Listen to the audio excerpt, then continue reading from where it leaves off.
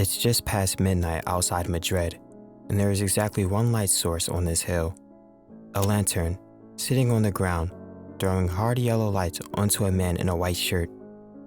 His arms are thrown wide, not raised in surrender, thrown wide, like he's daring them to do it. 20 feet away, a wall of rifles is already leveled.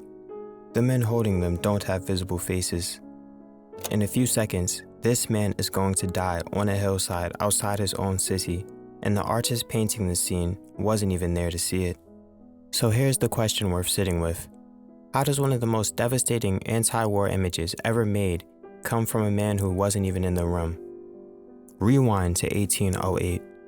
Napoleon just finished his masterclass in political theft, luring the Spanish royal family to Bayonne, France, under the pretense of mediating a family dispute, then simply keeping them there and installing his own brother, Joseph Bonaparte, on the Spanish throne. French troops under Marshal Joachim Murat are already occupying Madrid.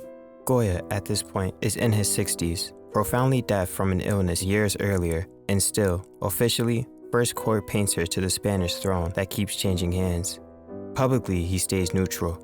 Privately, he's already sketching the war's cruelty into a series of etchings he won't dare to publish in his lifetime. The disasters of war.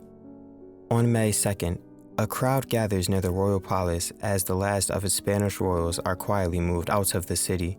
Someone shouts. A scuffle turns into a brawl. The brawl turns into an uprising, and Murat's answer is Mamluk cavalry, Egyptian mercenary horsemen serving under the French, cutting through the crowd in the streets of Madrid. By nightfall, his proclamation is blunt. Anyone caught with a weapon in hand will be shot. By the time the fighting stops, hundreds are dead.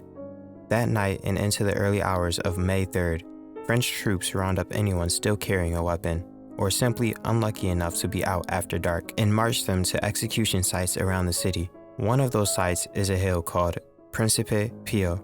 This painting is what happens there. But Goya wasn't standing on that hill. By his own account, he was at home. So why does this painting feel like it was made by an eyewitness? Because Goya builds the eyewitness feeling entirely out of composition. Look at where the light comes from. A single lantern sitting on the ground between the victims and the soldiers. That lantern is doing almost all the emotional work in this painting.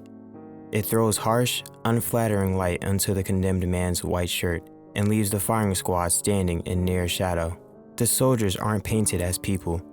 They're painted as a machine, a receding diagonal line of identical gray capes, rifles, and backs.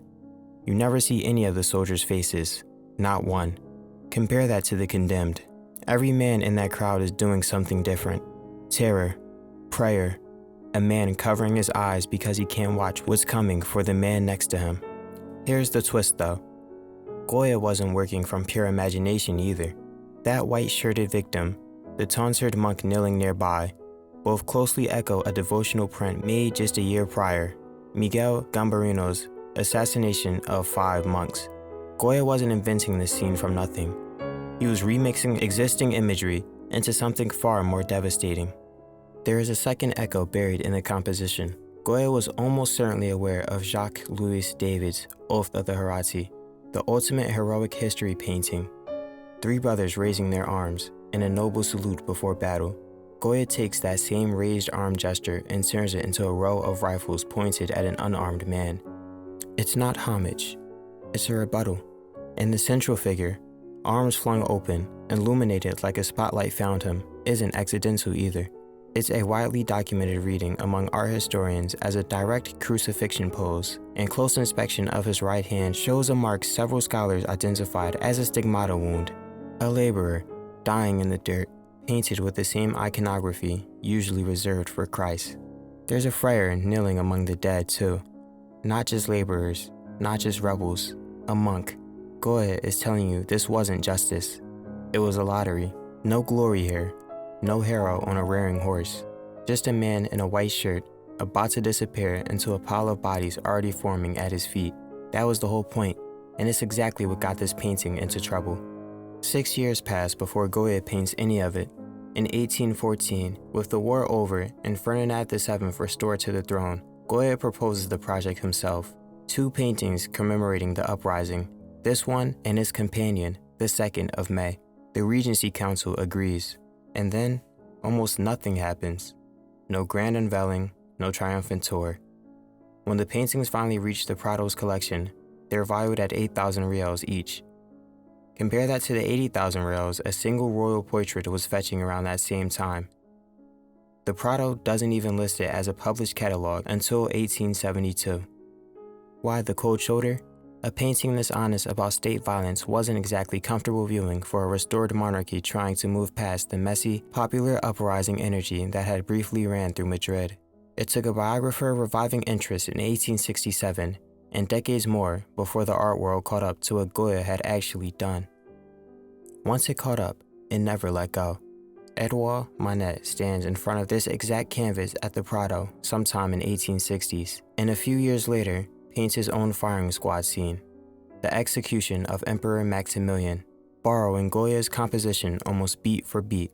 70 years after that, Picasso draws on the same visual grammar for Guernica. In 2006, the Prado hung all 3 paintings in a single room together: Goya, Manet, Picasso. One continuous century-and-a-half long conversation about what a firing squad does to the people forced to watch. The painting itself nearly didn't survive to have that conversation though. During the Spanish Civil War, it was damaged in a road accident while being trucked to Valencia for safekeeping, one of the only times it's ever left Madrid. It was restored in 2008, timed to the exact bicentennial of the uprising it depicts. And the harsh lantern light Goya painted is sharper now than it's been in over a century. Walk into the Prado today, and he's still there. Same hill, same lantern, arms still thrown wide, still refusing to look away, waiting, this time, for you.